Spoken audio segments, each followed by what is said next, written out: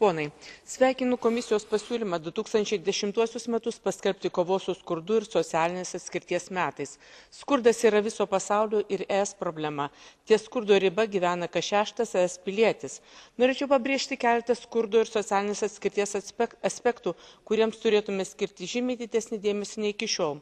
Visų pirma, tik panaikindami vaikų skurdą galėsime ištrūkti iš užburto rato, kada iš kartos į kartą yra pasiliekama gyventi skurde ir socialinėje atskirtyje. Antra, beveik 10% dirbančių žmonių patiria skurdą dėl mažo darbo užmokesčio, darbo ne visą darbo dieną, žemos kvalifikacijos. Būtina kurti kokybišką užimtumą, keliant darbuotojų kvalifikaciją. Trečia, būtina gerinti visuomenės supratimą apie skurdą ir socialinę atskirtį ir didinti jo solidarumą.